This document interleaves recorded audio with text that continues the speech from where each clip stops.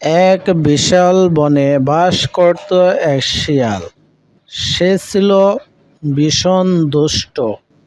সে সবসময় চিন্তা করত কখন কাকে কিভাবে সমস্যায় ফেলা যায়।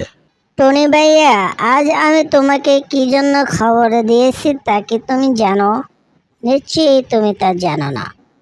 এক জরুরি খবর জানানোর জন্য আজ আমি তোমাকে খবর দিয়েছি। আর তা হলো, ভাইয়া, তোমাকে আমার একটি কাজ করে দিতে হবে। যে কাজটা কি বলে ফেলো দেখি। এত ইনিয়ে বিনিয়ে বলার কোনো প্রয়োজন নেই, সরাসরি আমাকে বলো দেখি, আমি শুনছি। ভাইয়া, তুমি তো জানো আমি বিলাতেই গিয়েছিলাম পড়ালেখা করার জন্য। আর বিলাত হতে আমি লেখাপড়া শেষ করে তোমাদের এই গ্রামে এসেছি। এখন আমি ঠিক করেছি বনের সব পশু পাখির বাচ্চাদের জন্য একটা স্কুল খুলব। সেখানে সকল পশু পাখির বাচ্চাদের পড়ালেখা শেখানো হবে। যদি বনের পশু পাখির বাচ্চারা পড়ালেখা না করে তাহলে সবাই অশিক্ষিত হবে আর ভালো মন্দ বিচার করতে পারবে না। পড়ালেখা করলে তারা নরম, ভদ্র ও বিনয়ী হতে শিখবে। ভাইয়া, আমার ছেলেপেলেদেরকেও কি তুমি পড়ালেখা শেখাতে পারবে? তোমার ছেলে মেয়ে পড়ালেখা শিখে কি করবে? তুমি যে চালাক, তোমার ছেলে মেয়েরা এমনই চালাক হবে। ভাইয়া, আমিও চাই আমার ছেলে মেয়েরা অন্য বাচ্চাদের মতো তোমার পাঠশালায় পড়ালেখা শেখো। আচ্ছা আচ্ছা, ঠিক আছে, যাও, তোমার বাচ্চাদেরকে আমি আমার স্কুলে পড়ালেখা শেখাবো। তবে পড়ালেখায় কিন্তু ফাঁকি দেওয়া যাবে না। তোমার বাচ্চাদের নিয়মিত স্কুলে আসতে হবে। তা তারা পারবে তো? হ্যাঁ হ্যাঁ, তা তারা অবশ্যই পারবে। আমি নিজে এসে নিয়মিত আমার বাচ্চাদের তোমার পাঠশালায় দিয়ে যাব। তাহলে তার ঠিক আছে, মনে থাকে যেন। এবার বলো তো, তোমাকে আমি কিভাবে সাহায্য সহযোগিতা করতে পারি? আমাকে কি করতে হবে? তুমি জঙ্গলের ভেতরে গিয়ে আমার স্কুল সম্পর্কে সকলকে জানিয়ে আসবে। তুমি সকলের মাঝে একটি এলান করে দেবে। এতে করে সকলে আমার স্কুল সম্পর্কে জানতে পারবে। শোনো সবাই, শোনো, তোমরা সবাই শোনো। শিয়াল এসেছে আমাদের মাঝে, বিদেশ হতে পড়ে বেজায় বুদ্ধি রাখে সে মাথার ভিতরে। সেই বুদ্ধি দিবে মোদের বাচ্চাদের মাঝে। সেই কারণে খুলছে স্কুল মহাজ্ঞানী সেজে। আজই তোমাদের বাচ্চাদেরকে পাঠিয়ে দিও শেখা। শিখবে তারা অনেক কিছু, আর থাকবে না বোকা। চলে এসো তোমরা সবাই সেই পাঠশালাতে। পাঠশালা চালাবে আজ হতে পণ্ডিত শিয়াল নিজে। শোনো সবাই, শোনো, তোমরা সবাই শোনো। শিয়ালের নতুন স্কুলের কথা জঙ্গলের আনাচে কানাচে মুহূর্তের মধ্যে ছড়িয়ে পড়ল। পরের দিন সকালে বনের সব পশু পাখি এলো তাদের বাচ্চাদের নিয়ে শিয়াল পণ্ডিতের পাঠশালায় তাদের বাচ্চাদের ভর্তি করানোর জন্য। আজ আমি তোমাদেরকে একটি নামতা শেখাবো, আর তা হলো তিনের ঘরের নামতা। আমি বলতেছি, তোমরা মনোযোগ সহকারে শোনো। ৩ একে ৩, ৩ দুগুণে ৬, ৩ তিরিকা ৯, ৩ চারা ১২, ৩ পাঁচা ১৫, ৩ ছয়ে ১৮, ৩ সাতা ২১, ৩ আটা ২৪, ৩ নং ২৭, 3×10=30। শিয়াল ভাইয়া, শিয়াল ভাইয়া, আমার বাচ্চাটাকে তোমার পাঠশালায় একটু ভর্তি করিয়ে নাও না। সে অনেক কিছু জানতে পারবে, অনেক কিছু শিখতে পারবে।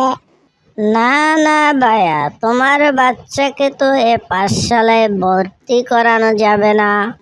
আমার বাচ্চাকে কেন তোমার পাঠশালায় ভর্তি করা যাবে না? কারণ সে সারাদিন ঘাস খাবে নাকি পড়ালেখা শিখবে?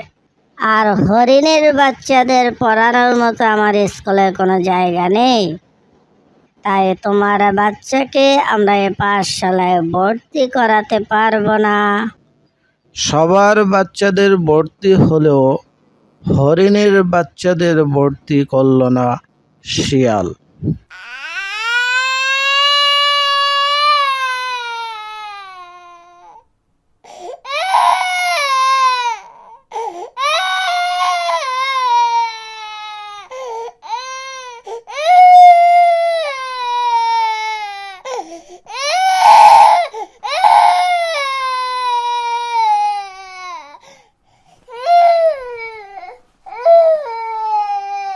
আমিও পাঠশালায় ভর্তি হতে চাই, সবার মতো লেখাপড়া শিখতে চাই, কিন্তু শিয়াল পণ্ডিত তার পাঠশালায় আমাকে ভর্তি করলো না কেন? সে কি এটা ঠিক করেছে মা? সে মোটেই এটা ঠিক করেনি। কিন্তু আমি একদিন খুব বড় হব, লেখাপড়া শিখে শিয়াল পণ্ডিতকে আমি দেখিয়ে দেব আমিও পারি। দেখে নিও মা। আমি তোমাদের সমস্ত কথাই শুনতে পেরেছি। শিয়াল পণ্ডিত আসলে কাজটা ঠিক করেনি। হরিণ ভাইয়া, তুমি যদি অনুমতি দাও তাহলে তোমার বাচ্চাকে কাল হতে আমি লেখাপড়া শেখাতে পারি। শিয়াল পণ্ডিত এর মতো এত সুন্দর করে হয়তো আমি পড়াতে পারবো না, তবে আমি চেষ্টা করব। আমারও কিন্তু একটি পাঠশালা রয়েছে। ঠিক আছে, ঠিক আছে, আমার বাচ্চাকে তুমি একটু লেখাপড়া শেখাও তো ভাইয়া। শিয়াল পণ্ডিত এর পাঠশালায় পড়ানোর মতো সামর্থ্য আমার নেই। তাছাড়া তার সাথে তর্ক করা আমার জন্য হবে মস্ত বড় বোকামি। তুমি আমার বাচ্চাটাকে একটু সান্ত্বনা দাও, কিছুদিনের জন্য হলেও তাকে একটু পড়ালেখা শেখাও তো ভাইয়া। হরিণ ভাইয়া, তুমি একটু চিন্তা করো না, আমি তোমার বাচ্চাকে এমন এমন সবকিছু শিখাবো, দেখবে কিছুদিন পর পরীক্ষা হলে তার সাথে কেউ পরীক্ষায় পাশই করতে পারবে না। তোমার কথা শুনে আমার খুব ভালো লেগেছে ভাইয়া। তুমি কাল হতেই পড়ানো শুরু করো তো। তুমি কিন্তু আর দেরি করো না ভাইয়া। দেখো আমার বাচ্চাটা কানতে কানতে কি অবস্থা হয়েছে তার, দেখো। কাক তার নিজের দেওয়া কথা মতো হরিণের বাচ্চাকে পড়াতে শুরু করলো। এক সময় বনের সব পশু পাখির বাচ্চাদের মধ্যে একটি পরীক্ষার আয়োজন করা হলো। সেই পরীক্ষায় শিয়ালের সব ছাত্রছাত্রী অংশগ্রহণ করেছিল। মা হরিণ চিন্তা করলো তার বাচ্চাকেও পরীক্ষা দেওয়াবে, তাই বাচ্চাকে পরীক্ষা দেওয়ার জন্য নিয়ে যায়। পরীক্ষা দেওয়াতে নিয়ে যাওয়ায় অনেকে অনেক কথা বলতে শুরু করলো। গরু বলল, কি হরিণ ভাইয়া, তোমার বাচ্চা তো পাঠশালায় লেখাপড়া করেনি, সে কিভাবে এই পরীক্ষায় অংশগ্রহণ করতে পারে? আর অংশগ্রহণ করলে কি হবে? সে তো পরীক্ষায় শূন্য পেয়ে চূড়ান্তভাবে ফেল করবে। কচ্ছপ বলল, হরিণের আদিক্ষেতা দেখে আমি আর বাঁচি না।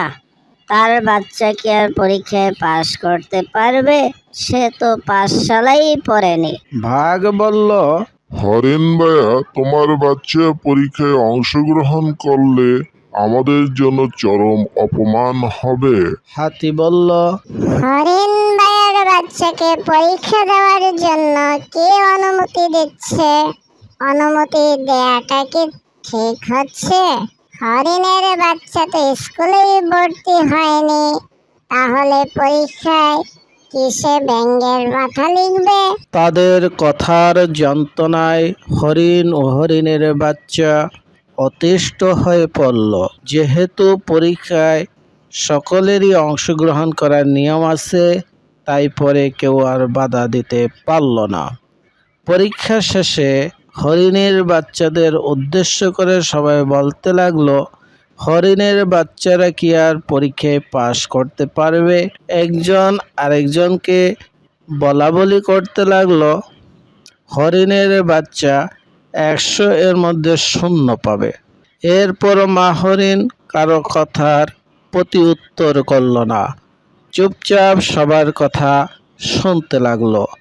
পরিশেষে ফলাফল প্রকাশ করা হলে দেখা গেল হরিণের বাচ্চা প্রথম স্থান অধিকার করেছে। শিয়ালের ছাত্রছাত্রী বেশিরভাগই ফেল করেছে। হরিণের বাচ্চার ফলাফল দেখে বনের পশু পাখি সবাই বিস্মিত ও আশ্চর্যান্বিত হলো। কাউকে ছোট করে দেখতে নেই।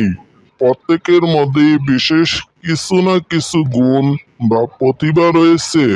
সেই প্রতিভা বা গুণ কোনো না কোনো সময় বিকশিত বা প্রকাশিত হয়ে থাকে, যা আজ তোমরা দেখতে পারছো। তোমাদের মধ্যে অনেক গুণ বা প্রতিভা রয়েছে, কিন্তু সেই গুণ বা প্রতিভা তোমাদেরকে খুঁজে বের করতে হবে। তাহলেই তোমরা হরিণের বাচ্চার মতো প্রথম স্থান অধিকার করতে পারবে। কাকের কথা শুনে শিয়াল সহ বনের পশু পাখিরা নিজেদের ভুল বুঝতে পারল আর মা হরিণের কাছে আর বাচ্চা হরিণের কাছে সকলেই ক্ষমা চাইল। আমরা সবাই মিলে মিশে থাকব, সুন্দর করে আমাদের সমাজটাকে গড়ব। কাউকে হিংসা করব না, কাউকে দুঃখ দিব না। আমরা সবাই মিলে শিখব আর জানব। আমরা সবাই মিলে শিখব আর জানব।